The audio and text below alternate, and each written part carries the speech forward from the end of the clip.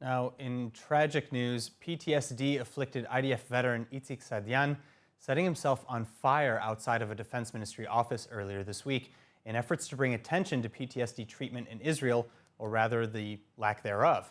And this just as the nation beginning its annual Memorial Day events in honor of fallen soldiers and victims of terror. Israeli officials vowing to respond. מוקדם יותר הערב שוחחתי עם יושב ראש ארגון נכי צה"ל, עידן קלימן. אני הבעתי זעזוע עמוק מהמקרה, וגם אמרתי שאני מחויב לביצוע רפורמה מקיפה בדרך שבה אנחנו מטפלים בנכים, נכי צה"ל ובפצועינו. ואני בטוח שבזה אני משקף את דעתם של רבים מכם. Joining us to discuss IDF veteran and PTSD survivor Tomer Alper.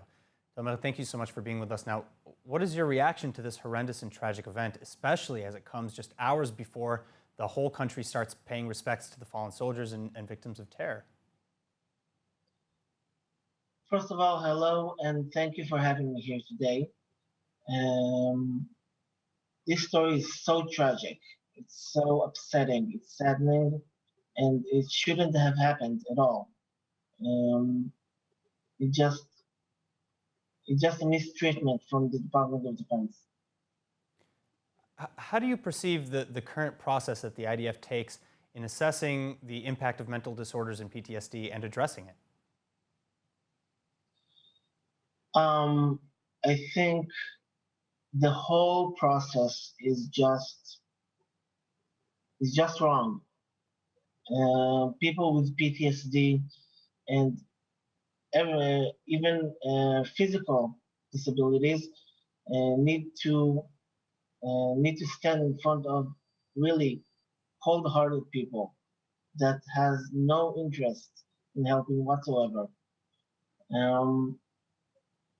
It's just upsetting, that's all. I mean, is there a lack of resources? Is there a lack of understanding? You know, what are the problems, and what would you suggest be done? I think there's not a problem of resources, even though I'm sure officials will try to tell to the public that they're trying to save taxpayer money. I think everybody who's served in the IDF knows that there is a total waste of money, total waste of resources, and it needs to go to the right places. So resources are not the problem. The problem is lack of understanding, lack of caring. Again, you need to face very difficult people. It's an uphill battle every step of the way. Even being recognized, I myself never tried even to be recognized by the Ministry of Defense, because I know the process every person with PTSD needs to go through.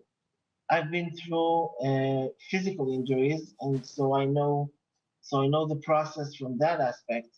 But it's the same. You face people who tell you from the very start. They tell you you're a fraud, you're a thief, you are a liar, and you need to prove you're not. In the lowest moments in your life, you just face these people, this system that mistreat you after you gave your whole self, your whole life, your body, your soul, your mind. You give it to the people, you give it to your country, to your friends, to your family, and when you're in time of need, no one is there to lift you up. All right. Well, of course, we are wishing the fastest recovery to Itzik Sadian, who is in the hospital with his burns, and that, as you said, Tomer, that all of the resources go to where they need to go. Tomer, thank you again for joining us.